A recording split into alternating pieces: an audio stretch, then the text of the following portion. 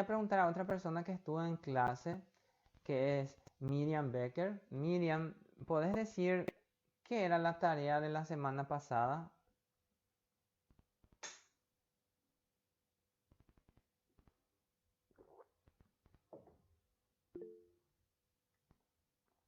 El salario real del año 1980 y del 2022.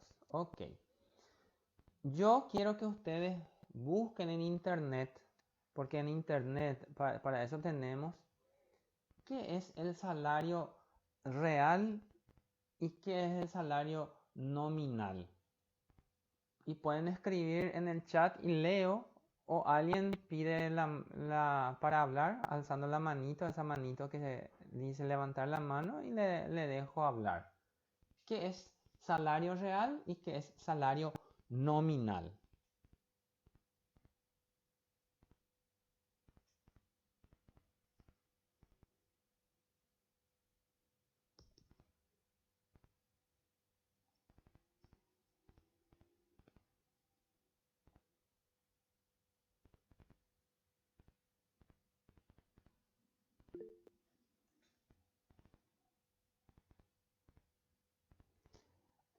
Joana escribió, el salario nominal es la remuneración que recibe el asalariado por su trabajo, mientras que el salario real está relacionado con el índice del precio al consumidor. Excelente la definición que pasó Joana. Y ahora yo quiero saber, con base a esa definición que está en el chat, quiero que ustedes lean esa definición y me interpreten esa definición. Es decir, yo quiero que ustedes me digan con sus palabras qué significa ese salario nominal y qué significa ese salario real. Y les voy a dar un tiempito para que lean y después aleatoriamente voy a preguntar qué tanto manejan sobre lo que es esa definición, ¿verdad? ¿Cuál es el concepto que ustedes tienen de ese salario nominal y ese salario real?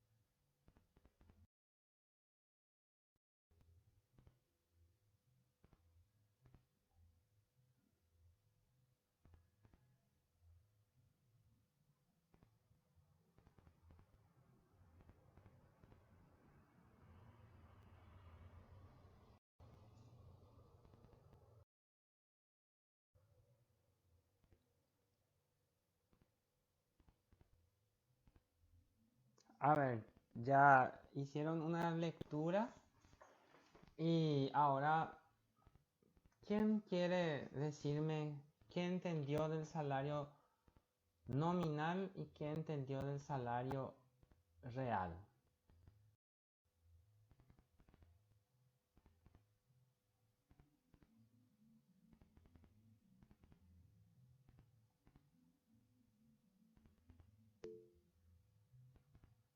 Miriam escribió, el salario nominal es la cantidad de dinero que cobras por tu trabajo y el salario real es lo que vale ese dinero, es decir, lo que podés comprar. Magnífica el concepto que nos pasa Miriam. Espectacular. Y eso es realmente el salario nominal versus el salario real. Eh, a ver un poco quién más está acá que estuvo la clase pasada. Joana. Joana, ¿me escuchás, Joana?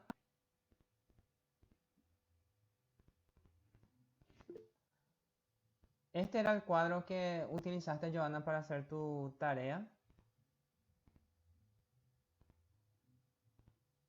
Perfecto. Y todos los demás que pudieran hacer la tarea también. Ah, otra cosa, este año hay dos tipos de tareas, formativas y sumativas. Las formativas no van a tener puntaje al fin del periodo y las sumativas sí. La tarea lo va a decir si es formativa o si es sumativa la actividad que se está realizando. Entonces eso forma parte del proceso de enseñanza-aprendizaje. En este caso, esta es una tarea formativa, ¿verdad? Entonces no suma puntos, pero ayuda a que el alumno se forme, ¿verdad? Y acá estaba la parte, este era el anexo estadístico del informe económico, y acá está la evolución del salario mínimo legal. Y acá nosotros tenemos el salario nominal y el salario real. La base es 1980. Esa base de 1980, ¿verdad? Tenemos un índice de precios al consumidor que no es el índice de precios al consumidor para todos los bienes y servicios, ¿verdad? Que mide la inflación. Más bien, este es un índice de precio al consumidor respecto al salario mínimo. Y ahora les vuelvo a preguntar a ustedes, colegas economistas, ¿por qué el IPC en el año 1980 es 100 y no es otro número? Y a medida que va pasando los años o sube, por ejemplo, en 1981 ya es 114, en 1982 es 122, después 138 y va subiendo y en algunos casos baja un chiquitito y después vuelve a subir. Pero ¿por qué 1980 es 100? Y le voy a dar una pista. ¿Se recuerdan ustedes cómo se calculaba el índice de precios al consumidor o el deflactor del PIB? ¿Y por qué? Porque es el año base, dice Miriam. Perfecto, porque es el año base. Entonces, siendo el año base, es el año en que se compara, ¿verdad? En 1980 se daba en billetes y monedas 22.065 guaraníes. Ese era el salario mínimo. Hay que recordar que el valor mayor en billetes en aquella época era 10.000 guaraníes.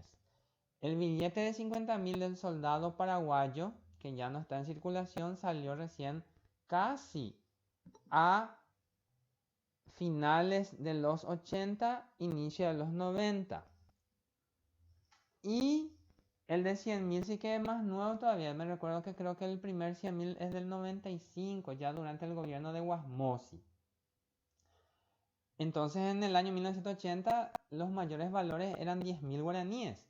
Y coste que tardamos mucho para tener el billete de 10.000, porque creo que el billete de 10.000 comenzó a circular, creo que recién ya cerca de finales de los 70, porque la primera partida de billetes en guaraníes era hasta 5.000 guaraníes nomás, creo que 5.000 inclusive no era parte del paquete, era hasta 1.000 guaraníes nomás. Todo esto que yo les comento a ustedes, me imagino, aprendieron en economía monetaria y en economía bancaria, porque es parte de la política económica. ¿Cómo se llama la política económica que estudia economía bancaria y economía monetaria? ¿Qué política económica es? ¿Qué política económica maneja el Banco Central?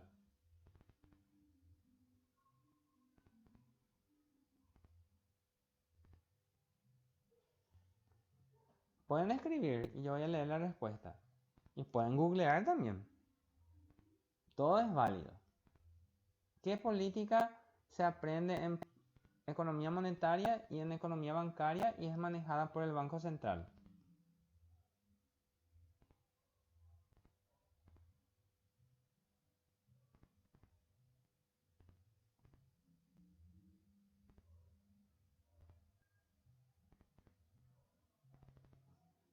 Se da mucho de eso en macroeconomía también.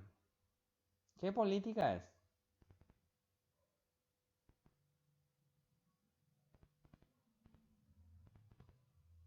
¿Qué política controla el Banco Central del Paraguay?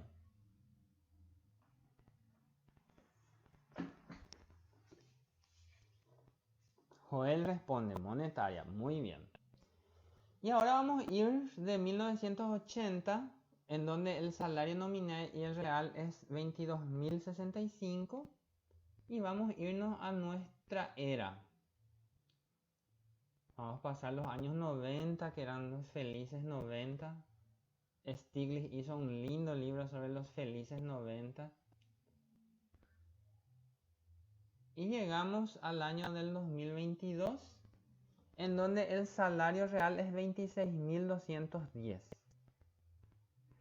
En 42 años, el poder adquisitivo del salario mínimo, ¿cuánto aumentó? Así, no hace falta que sea una diferencia exacta. ¿Cuánto era en 1980 y cuánto es ahora? ¿Cuánto es el aumento en poder adquisitivo en términos reales? No hace falta que el número sea exacto, solamente 4.000 envió Miriam. O sea que prácticamente si dividimos ese 4.000 en 42 años, sería más o menos, a ver un poco, 4.000 dividido 40, le quitamos un 0. 100 guaraní fue el aumento real del salario. Y ahí está una de las tantas explicaciones del por qué el asalariado siempre dice, sube el salario mínimo, sube el precio de las cosas y cada vez compramos menos. Antes comprábamos 9, ahora compramos 7, ahora compramos 5, ahora compramos 3. Pero en términos nominales, tuvo un crecimiento exponencial. Porque de 22.000 guaraníes hoy es 2.289.000. Es decir, prácticamente aumentó en términos nominales 10.000 veces. Eso es lo que nos dice ahí ese indicador nominal 10.375. Si ustedes agarran el 22.000 y multiplican por 10.000 nomás y dividan con 100, le va a salir que el valor del dinero tuvo una pérdida de poder adquisitivo casi 10.000 veces con relación a su valor real.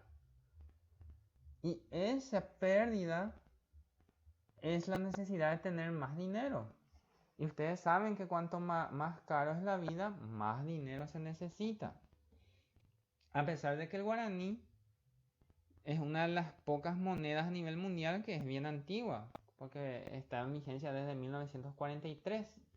En América Latina es la más antigua. Solamente pierde para el peso mexicano, que también tuvo una reconversión en los años 80 por el efecto tequila. Y después Brasil, que tuvo varias monedas, Argentina varias monedas, Bolivia también. O sea que somos los únicos más antiguos desde el 43 con la misma moneda.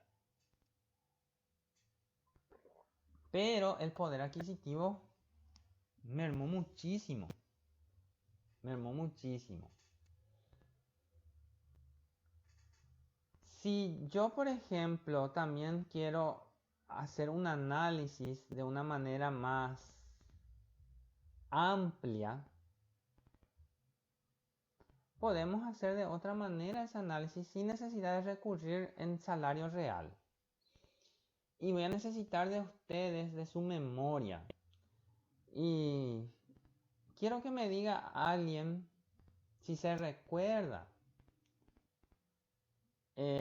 A ver, estamos en 2022.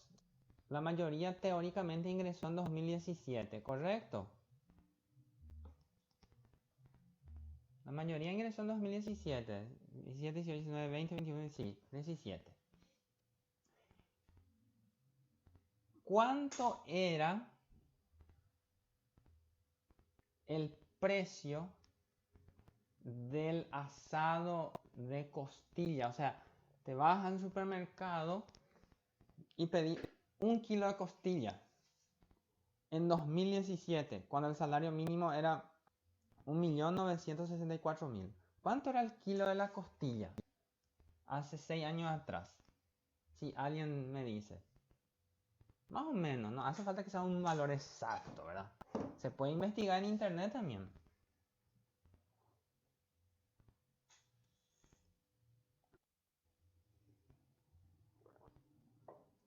$18.000 guaraníes el kilo de la costilla. Voy a escribir acá. No me permite escribir. Este Excel no está modificado. Bueno, 18.000. Vamos a hacer verbal nomás. 18.000 guaraníes el kilo de la costilla, dijo Miriam. Entonces si yo agarro 1.964.000, que era el salario mínimo en aquella época, y lo divido con 18.000 guaraníes, que es el kilo de la costilla, con un salario mínimo yo podía comprar casi 110 kilos de costilla. Agarro el 1.964.000, divido con el 18.000 y me sale 109,11 kilos de costilla. 110 kilos para redondear. Hoy, ¿cuánto está el kilo de la costilla?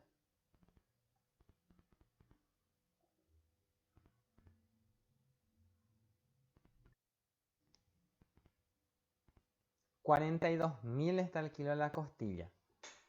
Y vamos a ver si yo agarro 2.289.000 y divido con 42.000, puedo comprar solamente 54 kilos y medio de costilla.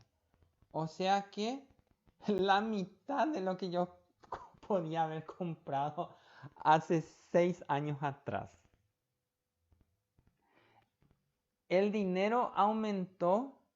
Imagínate, el dinero de 1.964.000 pasó a 2.289.000. O sea, hubo un aumento prácticamente de 300.000 guaraníes. Pero, en términos de costilla, ese 300.000 no sirven para nada. ¿Por qué? Porque la inflación desmoronó el poder adquisitivo. Vuelvo a hacer el cálculo con los datos que me pasó la compañera Miriam. En 2017 tenían un salario mínimo de 1.964.000. Ustedes pueden anotar eso en algún lado, si quieren, estén con su cuaderno o computador, y dividan con 18.000. Le va a salir prácticamente 110 kilos de costilla, ¿verdad?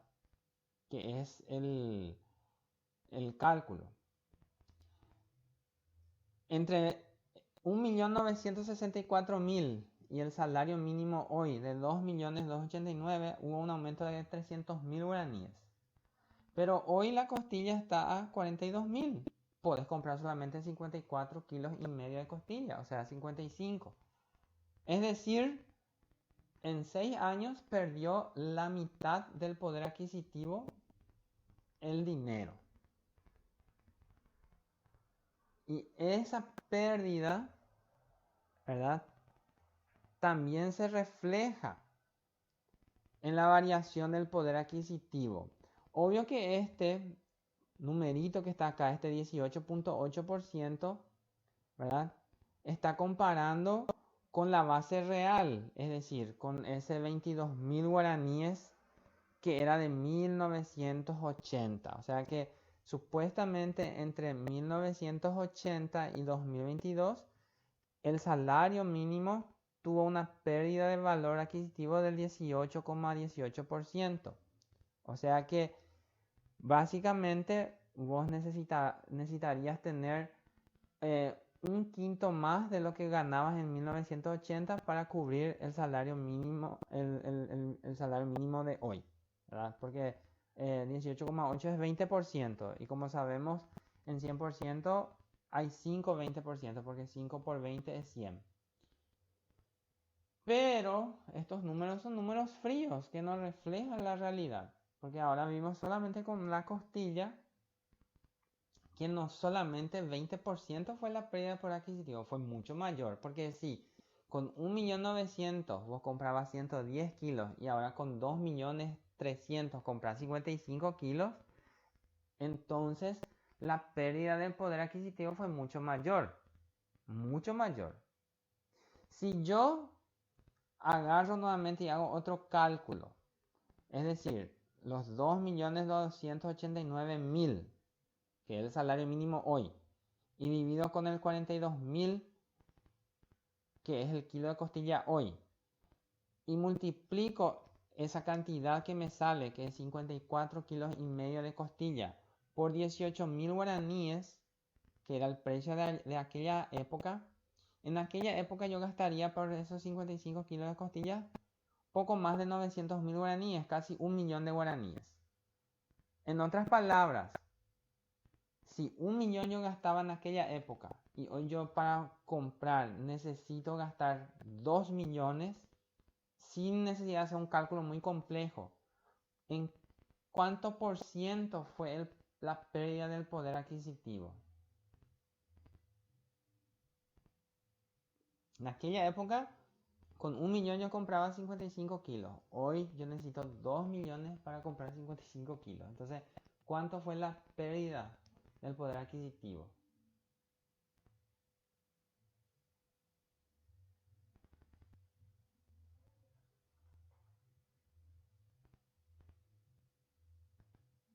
Hoy necesito el doble de dinero de lo que necesitaba en aquella época. Entonces, ¿cuánto fue la pérdida de poder adquisitivo? 100%, correcto. En otras palabras, el dinero prácticamente perdió todo su valor. Y eso genera todo un problema o trasfondo económico.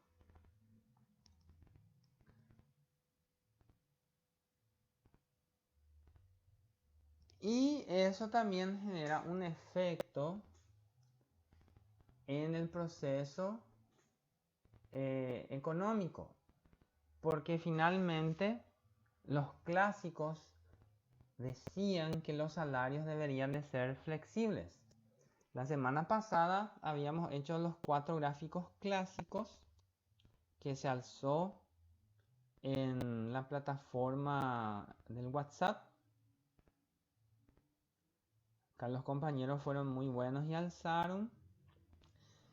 Y en una esquina de la plataforma, en el WhatsApp, se había escrito los 3 principios clásicos. ¿Quiénes eran los clásicos? Eso ustedes estudiaron historia del pensamiento económico con la profesora Pamela, ¿verdad? Precio y salarios flexibles, pleno empleo y equilibrio entre el ahorro y la inversión. Los precios y los salarios flexibles harían de que supuestamente esta disparidad de precios, es decir, esta pérdida del 100%, no existiera. Porque según los clásicos, los salarios no deberían de ser controlados por el Estado. No debería haber una normativa que regule el salario, como es la que existe en varios países. En algunos países está bien estructurado nomás su salario mínimo y en otros como la nuestra no está bien estructurado. Y esto genera que el poder adquisitivo se pierda mucho. Hoy estuve viendo una noticia y, por ejemplo, dijo que Estados Unidos después de casi 40 años llegó a una inflación acumulada en los últimos 12 meses del 8%, que es una realidad en Paraguay prácticamente ahí a la vuelta del año nomás, de cada año. Y ellos en 40 años es lo que dicen sus números, pero también es lo que se ve en su realidad económica y social. Ellos no son también tan liberales, ¿verdad? Hay un sistema que controla y existe el salario mínimo. Pero ahí el salario mínimo está reglamentado por hora y por producción. Acá en Paraguay está reglamentado por mes y también está el por producción, pero la mayoría opta por el mes porque al empleador le sale más fácil el cálculo y el cómputo. Y ahí es donde se pierde productividad. La semana pasada nosotros vimos los gráficos clásicos, entre ellas estaba la función de producción. Yo siempre digo en mis clases de economía superior, y cuando me consultan como economista, ¿cuál es el problema de los precios en Paraguay? Es meramente productividad. Tenemos los recursos, pero no sabemos utilizarlos. Lo mal usamos o no lo usamos adecuadamente. Entre ellos el factor trabajo. En donde le tenés, por ejemplo, a un empleado desde las 6 de la mañana hasta las 5 de la tarde, en donde su productividad en ese negocio posiblemente tiene un determinado horario. Pero la ley obliga a que vos le tengan por lo menos 8 horas. Si le tenés menos horas, tenés que hacer todo un proceso de cálculo. Después el tema de la caja de jubilación en el caso de que la mayoría está en IPS. Eso también vamos a tratar en la última unidad de esta materia. Yo, si algún día me toca ser algún tipo de consejero económico y no sé si la, la situación jurídica me va a permitir, yo propongo que se elimine el salario mínimo mensual y se pague por hora de trabajo como países desarrollados. Y el que trabaja 10 horas gana por 10 horas. El que trabaja por 15 horas gana por 15 horas. Y ahí se elimina hora extra diurna, hora extra nocturna, hora mixta, feriados. Le pagas por la hora que trabaja. Y ese salario mínimo está reglamentado. Así funcionan en los países Estados Unidos, Canadá y parte de la Unión Europea. ¿Y por qué no va a funcionar en países como el nuestro? Y ahora les tiro a ustedes, mis colegas, la pregunta. ¿Mi idea es un poco distorsionada o tiene sentido? No, ustedes pueden argumentar, profesor, no tiene sentido por A, B, C motivo. Es válido. Pueden decir si tiene sentido por A, B, válido. Lo importante es que ustedes, como mis colegas, den ese análisis.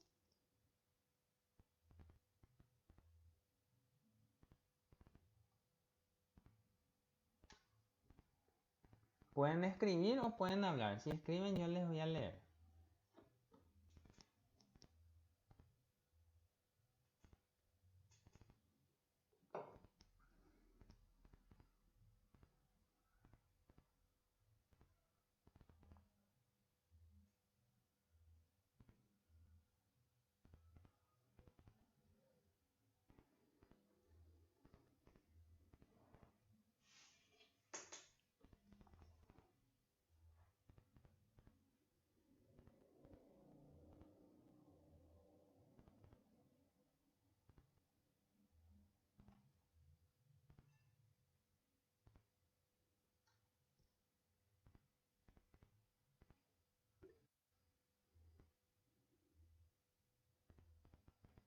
Miren, dice, sí tiene sentido. Creo que sería una forma más justa con los trabajadores. Joana, para mí porque aumentaría la productividad de los trabajadores.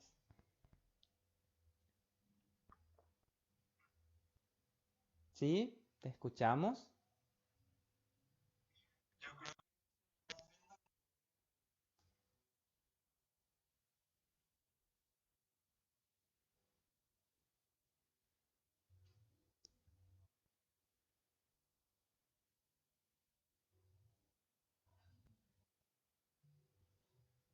Excelente.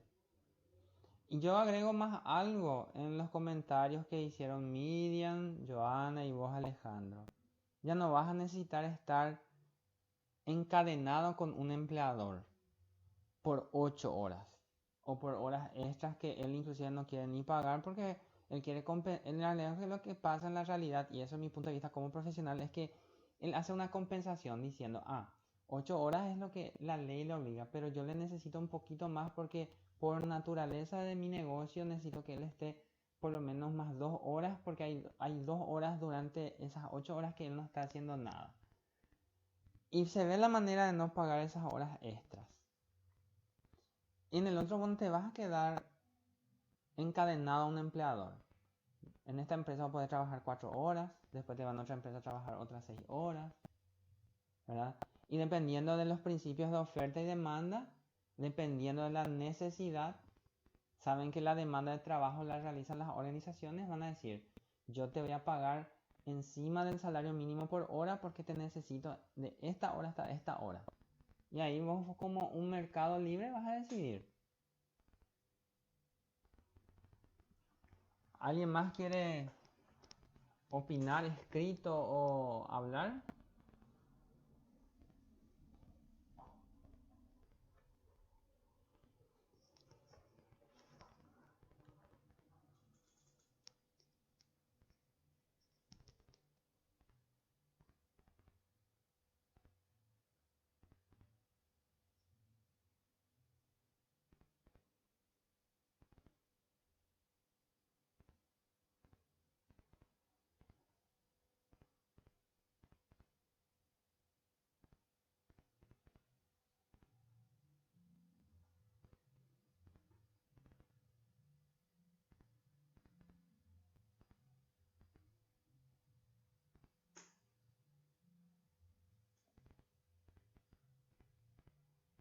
¿Nadie más?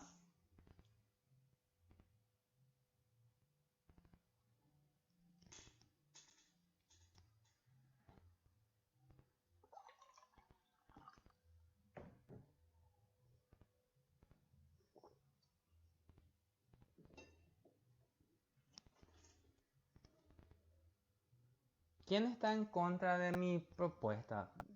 Es debatible, así se hacen los debates económicos. ¿Quién dice no, se tiene que pagar por mes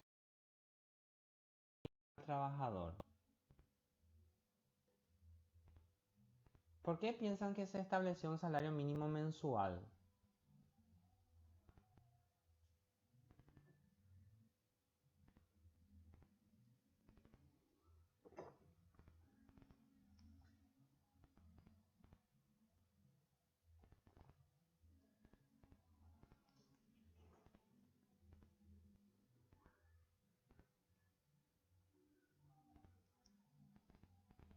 Y aparte de eso, el salario mínimo no es solamente ese 2.289.000. Hay varios salarios mínimos en la resolución. Ustedes sabían que hay salario mínimo para choferes, para empleados domésticos, para carniceros, para carpinteros, para funcionarios bancarios. No me acuerdo toda la lista. Ese 2.089.000 es para actividades no especificadas en la capital, otra vez dice. O sea que se tiene muy en cuenta la realidad asuncena ante todo un país. Y eso también genera una idea de que Paraguay es solamente un pequeño grano de arroz en todo el mundo. Una vez yo publiqué en la red social, ustedes dicen que Paraguay en términos de extensión territorial somos chicos o somos grandes.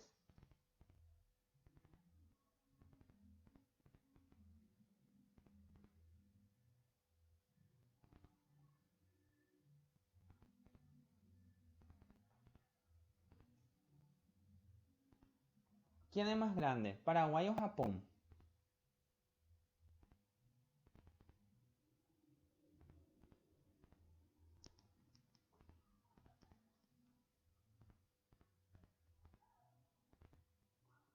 Pueden Facebookear, googlear.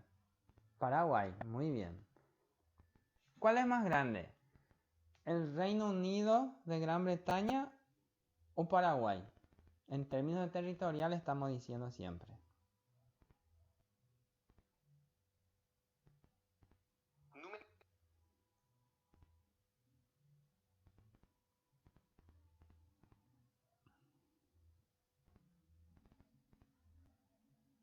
¿Cuál es más grande? ¿Reino Unido de Gran Bretaña o Paraguay?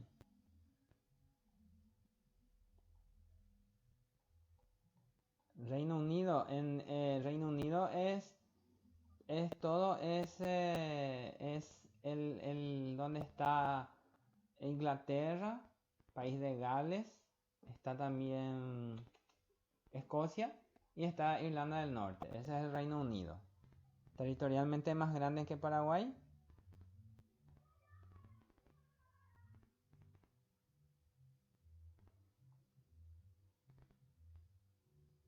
Paraguay, muy bien. Entre Corea del Sur y Paraguay, ¿cuál es más grande?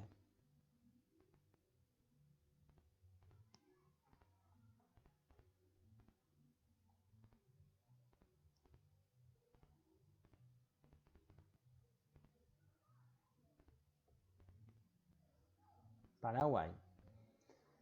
Increíblemente, un país súper desarrollado que salió de los libros de economía, traen el ejemplo. Singapur, que es inclusive más chico que Ciudad del Este, creo.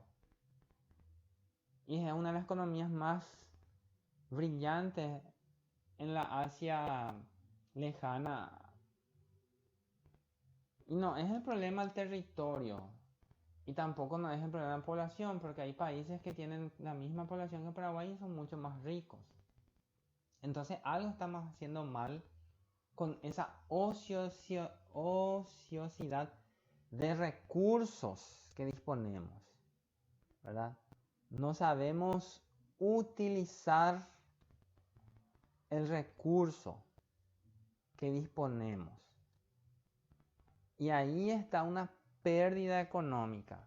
Porque si vos no sabes utilizar el recurso, entonces vas a perder también productividad.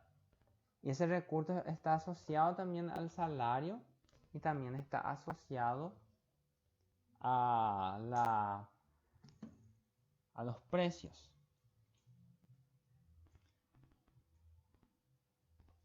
Vamos con los clásicos nuevamente. ¿Están viendo la pizarra en blanca que proyecté? ¿Se ve? Sí, dice Joana. Sí, dice Gladys.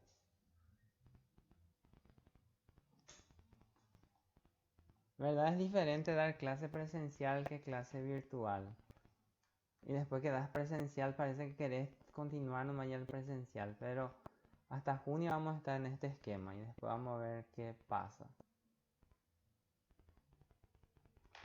La semana pasada nosotros también vimos los gráficos de los clásicos. Hay un tema con este tema de la macroeconomía clásica. Porque en realidad los clásicos eran más microeconomía que otra cosa. Solamente que desde el punto de vista de la historia de la doctrina económica, antes no se podía separar lo que era micro y macro. Recién a finales del siglo XIX, 1880, 1890, con los economistas matemáticos, es que se consiguió separar la microeconomía de la macroeconomía, siendo que esta última, la macroeconomía, recién en los años 30, ¿verdad? Con Keynes, en donde hace los postulados respecto a la necesidad de un análisis global y de políticas de gobierno que coayuden a que la economía se mantenga. Así como también vimos que en realidad desde diferentes perspectivas cuantitativas, de diferentes perspectivas podemos decir que un estado puede ser más liberal o más centralizado, más comunista. Y eso otra vez nuevamente hace de que se tengan en cuenta los postulados de diferentes pensadores, ¿verdad? La semana pasada vimos que hay corrientes que hablan que hay un intervencionismo necesario de parte del Estado y otros que dicen que no, ¿verdad? Que el mercado debe ser libre. Hoy en día existe aún intervencionismo y más todavía en todos los países. Estados Unidos, por más que sea capitalista, tiene un intervencionismo. El Estado interviene, como intervino en estas crisis del COVID o en otras crisis. Solamente que de una escala del 1 al 10, siendo 10 el de mayor intervención, Estados Unidos estaría en la 3, en donde hay mayor libertad económica, en donde el mercado en sí toma las decisiones. El famoso sistema neoliberal, ¿verdad? Donde el Estado solamente está ahí mirando desde lejos y caso de repente ocurra algo muy serio, ¿verdad? Ahí interviene, ¿verdad? Estos 4 gráficos, que es de la teoría macroeconómica clásica, hace relación entre la producción,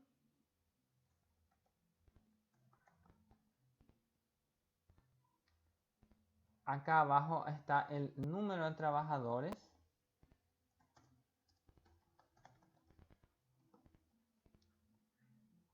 y se basa en la ley de los rendimientos decrecientes.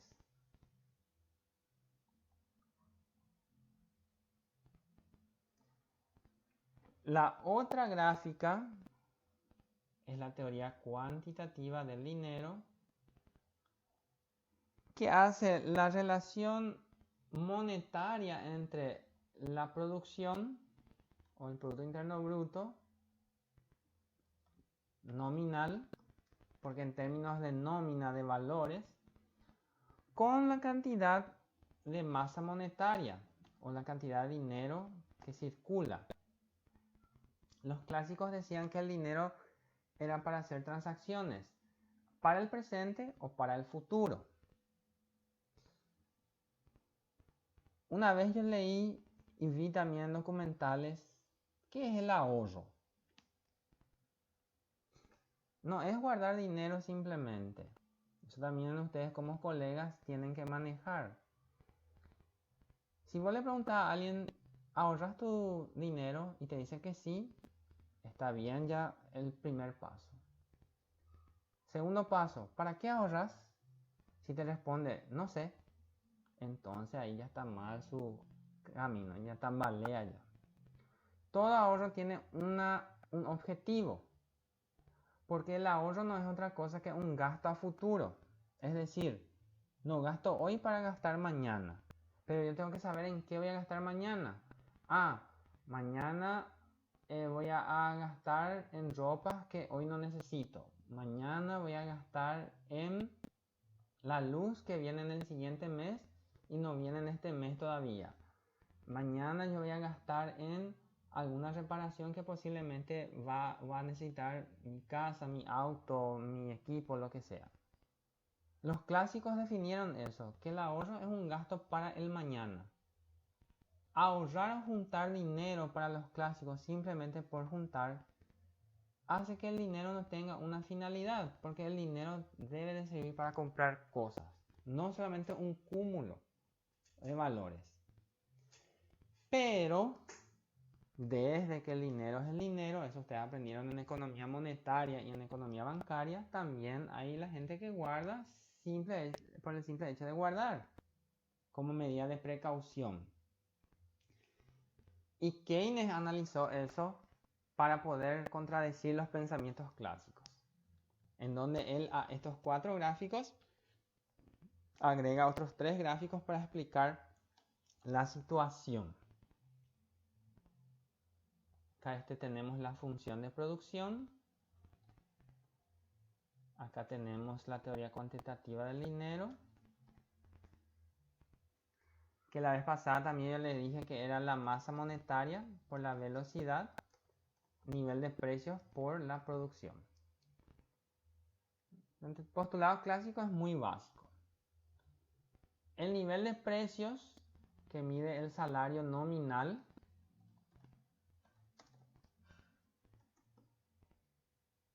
con, obvio, el nivel de precios.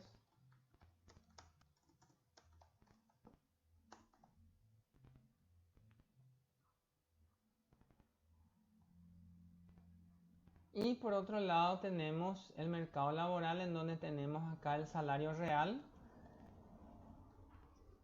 conocido como W sobre P, ya que el salario nominal es W y el nivel de precios es P.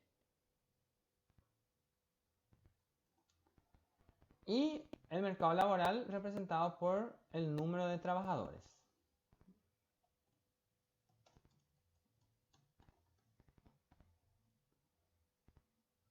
En donde, a medida que el salario real, o sea, lo que yo voy a ganar para comprar más cosas, vale más, yo voy a ofrecer más mi trabajo.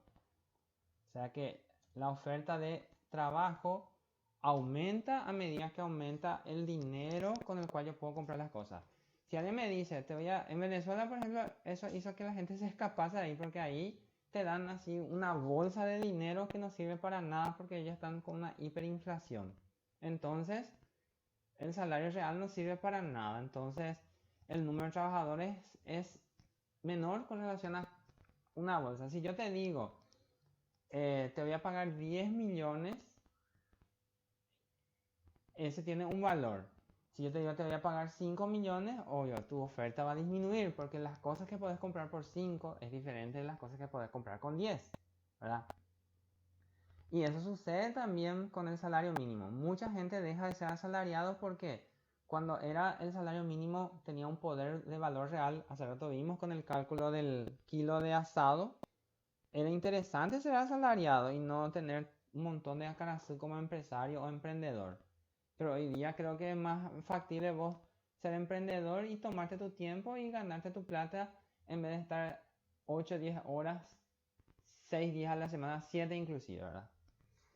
Y por el otro lado tenés la producción marginal del trabajo, más conocido por la sigla MPL. Producción marginal del trabajo.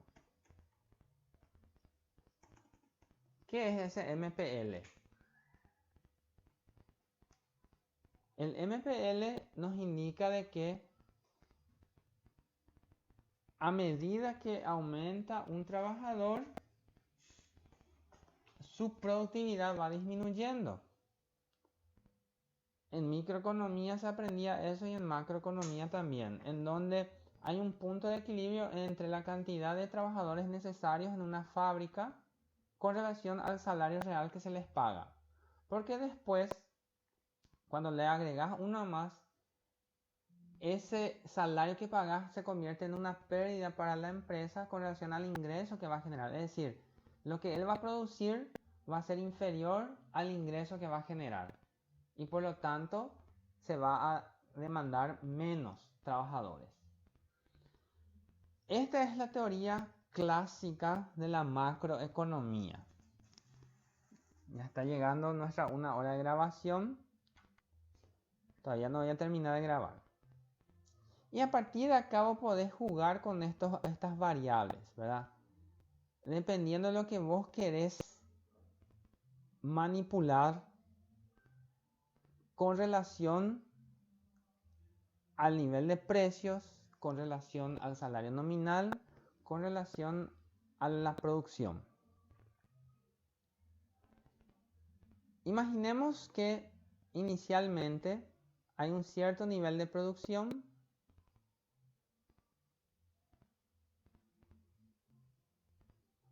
con una cierta cantidad de trabajadores.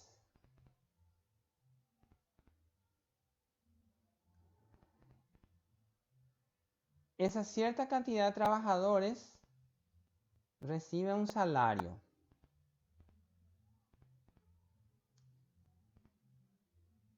Y ofrecen su mano de obra. Esa cantidad de trabajadores hacen una cierta cantidad de productos y reciben un salario con relación a ese trabajo. ese salario que se recibe en términos nominales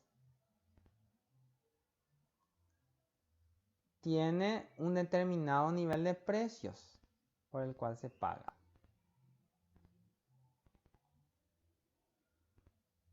Y eso también genera que haya un determinado nivel de producción en términos monetarios. Aquí está toda la teoría macroeconómica. Ahora la pregunta sería, ¿y qué pasaría si aumenta el número de trabajadores? Y puede haber, según los clásicos, porque eso es lo importante de comprender esta unidad 1, es que según los clásicos, uno de sus postulados es que siempre hay pleno empleo. No hay desempleo, el desempleo está muy cerca del cero. No hay desempleo. Entonces, un aumento en el número de trabajadores produciría como consecuencia un aumento de la producción real. Es decir, cuanto más trabajadores hay, va a haber más productos totales generados. Más trabajadores también harían que aumente la necesidad de oferta de trabajo, o sea, va a haber más oferentes en el mercado de trabajo. Y con relación al salario real, ustedes ven acá que la línea va para abajo. Eso no significa que el salario real perdió valor. Al contrario, en este gráfico significa que aumentó el valor del salario real. Porque significa que antes con 100.000 se compraba menos cosas y ahora con 80.000 se compran más cosas. Ese es el postulado clásico. Como los salarios y los precios son flexibles, con 100.000 se compraba menos cosas y con 80.000 se compran más cosas. Y por lo tanto, al haber una disminución del salario real, el salario nominal también baja. Es decir, ¿para qué yo le voy a pagar 100.000 si con 80.000 él puede comprar más cosas que antes? Y por lo tanto, el nivel de precios también baja. Baja el nivel de precios y baja el salario nominal. ¿Para qué le voy a pagar 100.000 si con 80.000 él va a comprar más cosas que antes cuando recibía 100.000? Y en términos nominales, ¿verdad? La gráfica, se necesita menos dinero para hacer transacciones. Porque si antes se necesitaba 100.000 para comprar menos cosas y ahora con 80.000 se compran más cosas, entonces los bancos centrales pueden disminuir la cantidad de dinero que está circulando en la economía. Esa disminución de la cantidad de dinero ayuda a que la inflación disminuya.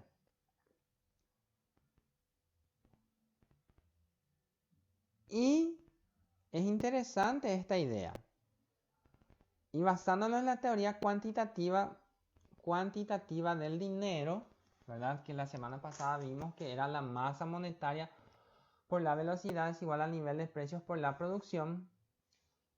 Yo dije inicialmente, tenemos el 100.000 guaraníes, que es la masa monetaria, y vamos a suponer que el nivel o la velocidad de esa masa monetaria sea 1. Y vamos a decir que el nivel de precios en esta economía, en términos de inflación, sea 2 veces el nivel de producción. Entonces, yo tengo 100 por 1, que me da 100.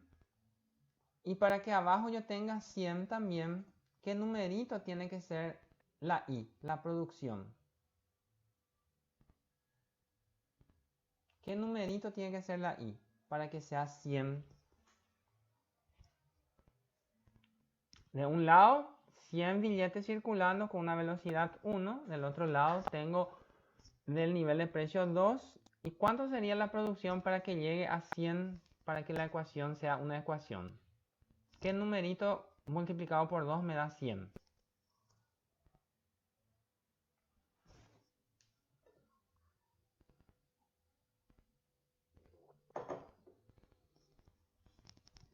Meyer 50, correcto. Y al tener ese 50, tenemos entonces que 100 billetes por una velocidad es igual a 2 por 50. Ahora, si yo aumento mi producción real,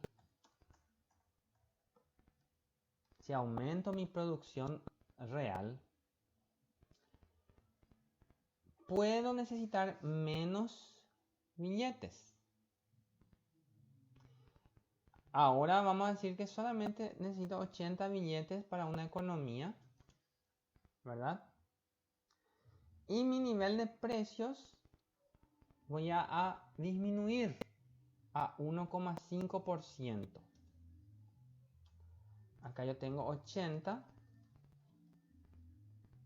¿Y cuánto sería el valor de I para que sea 80? ¿Qué número va a multiplicar a 1,5 para que sea 80?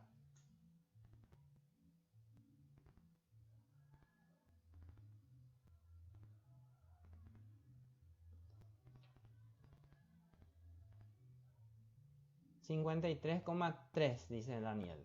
Correcto. Opa. Entonces, 1,5 multiplicado por 53,3. Tenemos 80 por 1 es igual a 1,5 por 53,3. ¿Vieron cómo la teoría macroeconómica clásica está correcta? Al aumentar la producción real con mayor número de trabajadores, los precios tienden a disminuir porque va a haber una mayor oferta global. Por lo tanto, se va a necesitar tener menos dinero porque ese 80 vale más que el 100.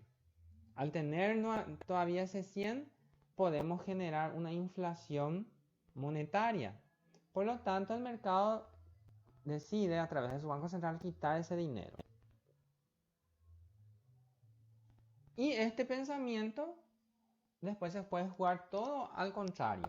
Es decir, en lugar de pensar de esta manera, podemos decir, ¿y qué pasaría si aumenta el nivel de precios porque disminuye la producción? Y va a ser todo el efecto contrario a lo que pensamos ahora.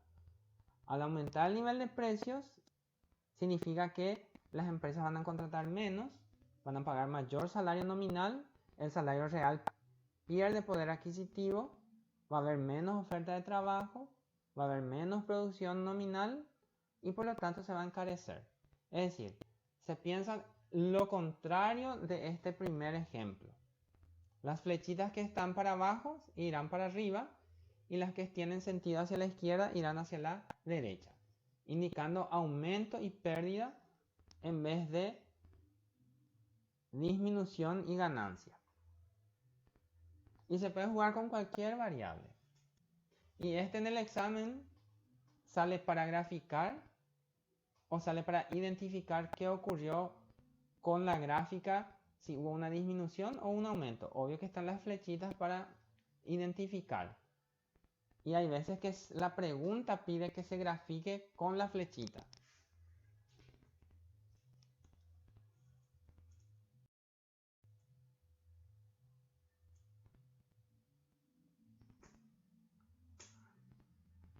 Y ahora voy a parar mi grabación.